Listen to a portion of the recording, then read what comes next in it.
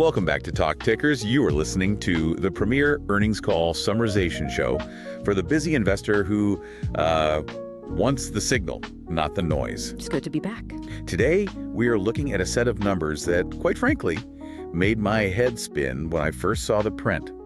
We're unpacking the Q3 fiscal year 2026 results from Booz Allen Hamilton. Ticker BAH. Ticker BAH.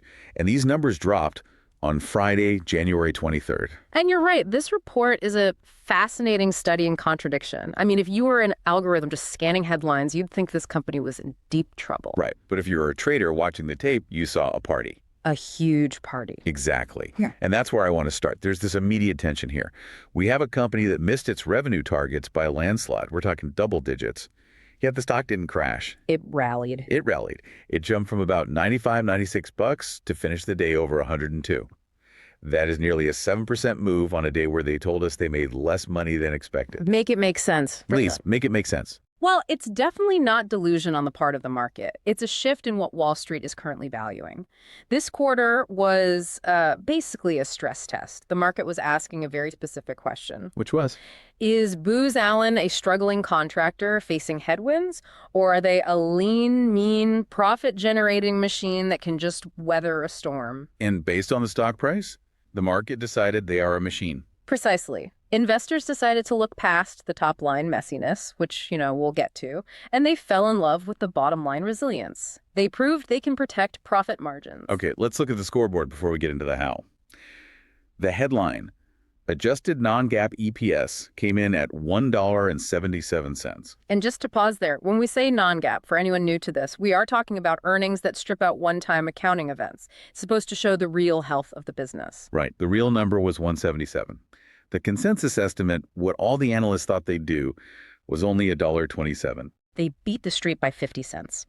In the world of boring, steady government contracting, a 50-cent beat is massive. That is a blowout. Okay, huge profit beat. That explains the stock jump.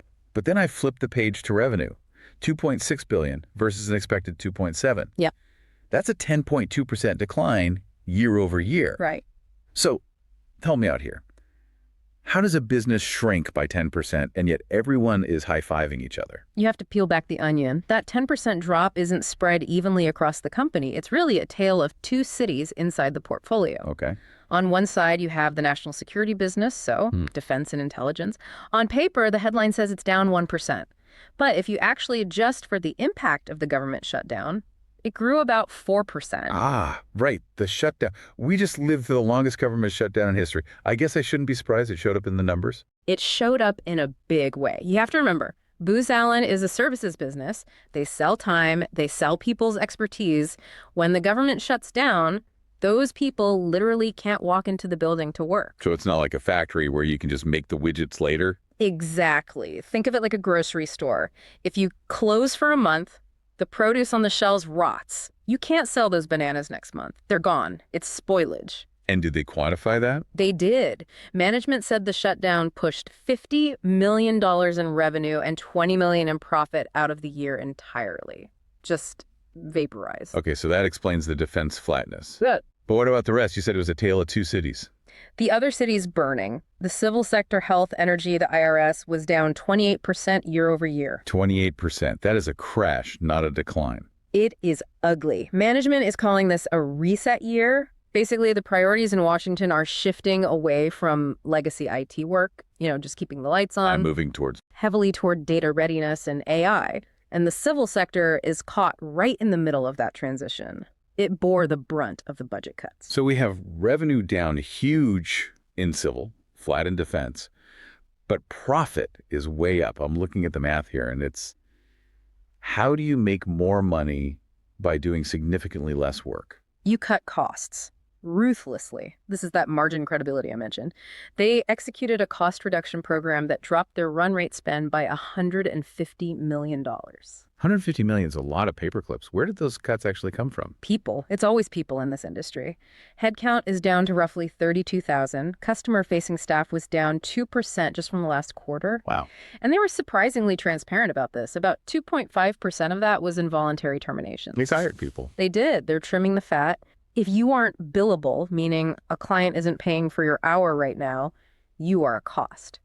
And Booz Allen decided they aren't carrying those costs anymore. Okay, so they cut their way to prosperity. But wait, I was digging through the footnotes and I found something that makes me a little skeptical of this blowout beat. I think I know where you're going with this. The tax rate. They mentioned a significant benefit from a lower tax rate this quarter, mostly from R&D credits. It added 47 cents to the earnings per share. You caught the elephant in the room. So let's do the math. The total beat was 50 cents. The tax help was 47 cents. Correct. That means the actual operational beat, the money they made from just running the business better, was only, what, 3 cents? That is the bearish take, yes. If you strip out the taxman's gift, this was a meet, not a massive beat. It was razor thin. So why is the market celebrating a 3-cent beat? That feels risky. Because management argues that this tax benefit isn't just a lucky lottery ticket. They claim it's structural. They're getting these credits because of the type of work they're doing now. What do you mean by that? Well, the government incentivizes research and development. Because Booz Allen is doing more high-tech, work-like software development, AI research, and less traditional management consulting, they qualify for better tax treatment. So, in a way, the tax rate is actually evidence that their strategy pivot is real. That is a perfect segue. Let's talk about that pivot. Yeah. Because you can't fire people forever, right? Eventually you run out of staff. You can't shrink your way to growth. What's the plan to actually make the top line go up? They call it the tech flywheel. They're trying to stop being a body shop, where you just rent out smart people by the hour and start being a tech prime. Where you sell products and outcomes. Exactly. Okay, but every contractor says they're doing tech now. What does that actually look like for Booz Allen? Give me an example. They highlighted a specific product called Velo Reverser. It's an AI-native malware reverse engineering tool. That sounds incredibly buzzword heavy. AI-native malware reverse engineering. Translate that for me. Okay, imagine a mechanic trying to figure out how a brand new secret engine works. Usually they have to take it apart bolt by bolt, sketch every part. It takes days. Right. Velo Reverser is like putting that engine in an MRI machine and instantly getting a 3D blueprint of how it works. It does in minutes what used to take humans days. That sounds cool, but why does that matter to an investor? Because of the contract structure. This is the key to the whole thesis. In the old days, you had cost plus contracts. The government pays your costs plus a small fee. It's safe, but you can't get rich. If I finish early, I actually make less money. Exactly. But with tools like Velo, Booz is moving to fixed price contracts. The government pays, say, $10 million for the job. If Booz can use AI to do that job in 1 week instead of 6 months, They pocket the savings. they keep the entire difference. That is the holy grail. Yeah. Decoupling revenue from hours worked. If they can pull that off, their margins could expand significantly, tax credits or not. So the strategy is use tech to do work faster, bid fixed price, and keep the change. Awesome. Now, speaking of tech, we have to talk about the venture capital play. This is the part that really stood out to me as unusual. They announced a partnership with Andreessen Horowitz A16Z. The kings of Silicon Valley. Booz Allen committed to deploy up to $400 million into A16Z's late-stage venture funds. Why on earth is a government contractor acting like a limited partner in a VC fund? This is a fascinating strategic move. It's what we call regulatory arbitration. Break that down for me. Think about the culture clash. The Pentagon is desperate for the cool new AI toys that Silicon Valley startups are building. But Silicon Valley startups hate dealing with the Pentagon. The red tape. The paperwork, the security clearances, the slow payment cycles, it kills startups. They don't have the patience or the legal teams for it. So there's a massive gap between the buyer and the seller. And Booz Allen is positioning itself as the bridge. Exactly. Booz says to the startup, look, we have the clearances, we know the generals, you have the tech. Let us bring your tech to our clients. So instead of trying to build the next great AI company themselves, they're just going to be the exclusive distributor for the people who are building it. That's it. It creates a moat.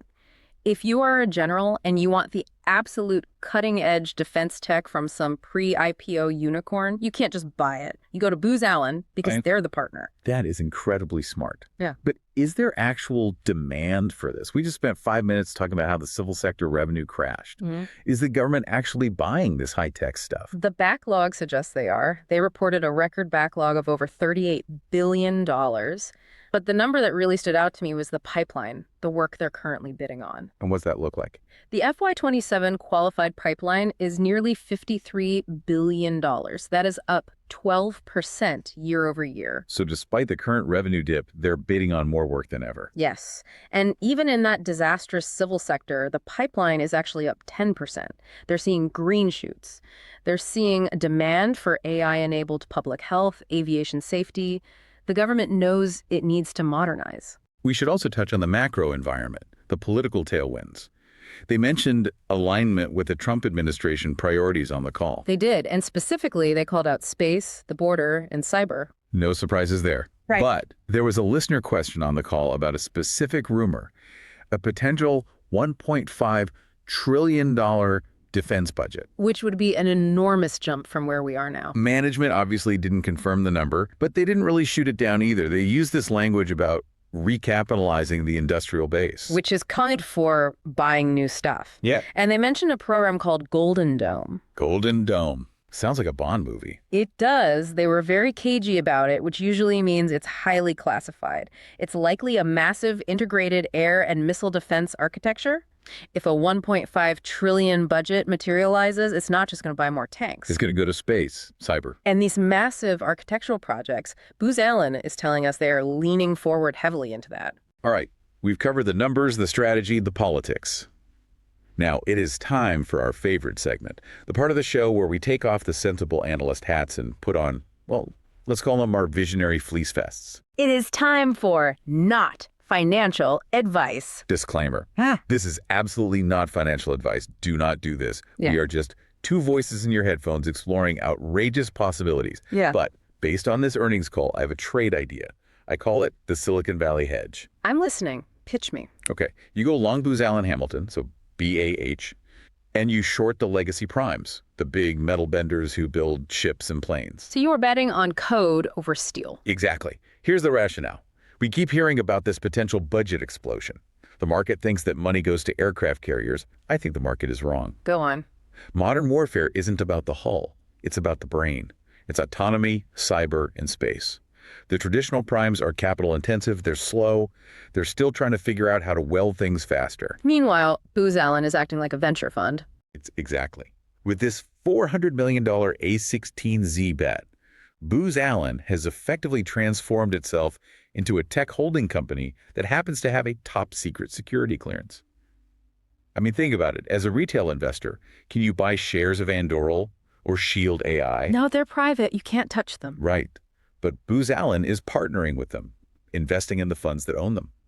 Buying BAH is the only liquid way to get exposure to that pre-IPO innovation inside a public government portfolio.